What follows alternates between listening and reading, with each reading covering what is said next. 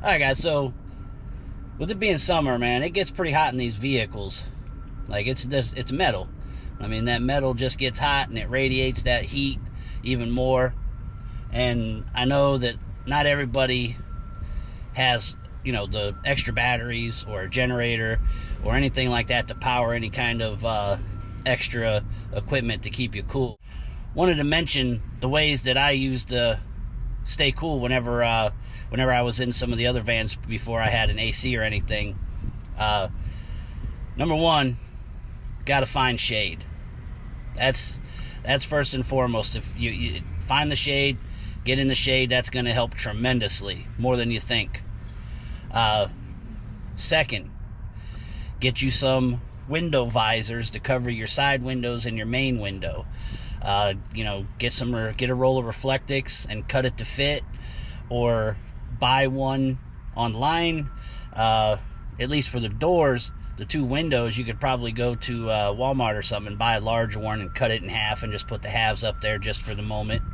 But get the windows covered. If you don't have anything to cover your windows, at least obviously park in the direction where the sun's hitting the ass end of the van, the closed end, to where the sun's not getting inside, because that sun coming inside is just baking you in here. And that's something that you want to try to pay attention to when you stop to sleep. Might be cool at night. Try to pay attention at the direction that you're parked as far as your front, because you don't want that sun coming in, especially if you're trying to sleep in a little bit longer, because that sun's going to come in through that window and it's just going to start cooking you. So pay attention to the direction you park. Third thing, get you a turbo fan. Out of the fans that I've used to plug in to the cigarette lighter, that turbo fan or tornado fan, I'll add a picture to it to show you what I'm talking about. They're loud, but they blow a ton of air.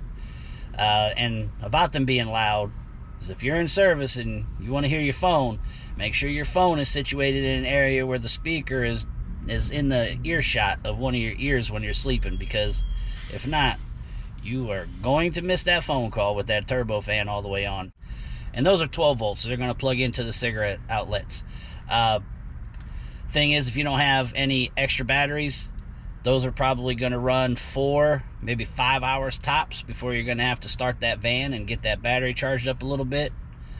So you want to pay attention to that. You don't want to have a dead battery in the middle of nowhere because you was trying to stay cool. Now, on top of that, crack your windows and your back door. If you have a way to crack it open and kind of secure it shut, you know, whether it's with some straps, some bungee cords, or whatever it may be, but you want to have some front opening and rear opening. That's going to help circulate some air for you, because the airflow is going to help you out also. During the day, you know, if you can find a place to where you can just have all the freaking doors and windows and everything wide open so you can get air in there, and then have a fan on you, I mean, that's the best you can do. You're limited on your options, you know, if you don't have all the other accessories. And the last option you have, and not every truck stop has them and not every area has them, but idle air. And the bad thing about idle air is that it's costly for people that don't have that much money. I think it was like a 24-hour block of time to where you get the air conditioning and electric and everything was like $30, $36, somewhere in there. So obviously for about 20 more, you can go get your room and whatnot. Yeah, unfortunately, there's not a lot of ways to stay cool without having some extra batteries or a generator or a shore power to plug into. But there are ways to stay cool. As I said, I did it for the longest time without having any extra batteries or anything. I mean, I think it was my first 5 years, I didn't have any extra batteries. I was going straight off of just plugging into the start battery, using a turbo fan, and idling when I need to. I mean, that's the last option, is idle. If you have to get that sleep and you're dead tired, idle. If you're with an owner that won't let you idle, and just I wouldn't do it. That's just crazy, because as much as I don't like it, you know, I own a couple of vans. I don't like the idea of my vans idling, but I dislike the idea of my driver being tired and possibly wrecking and being unhealthy and those things even more. So idle. you know, get yourself a good rest, and then, you know, you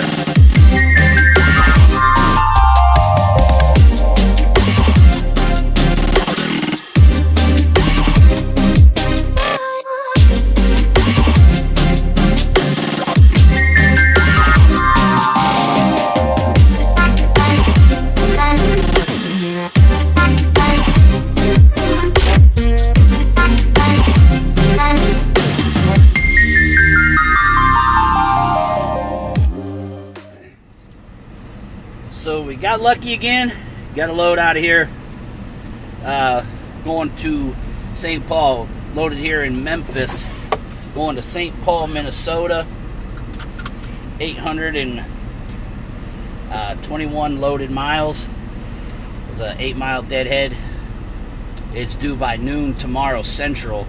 It is 6:41 Central right now, showing 7:32 a.m. arrival right now. So I got about 4.5 hours to spare, which means I don't get to go 65 today. I gotta go faster. I gotta go a whole 67 or 68, man. I'll be booking. So, alright, loaded up, ready to go, and we'll holla.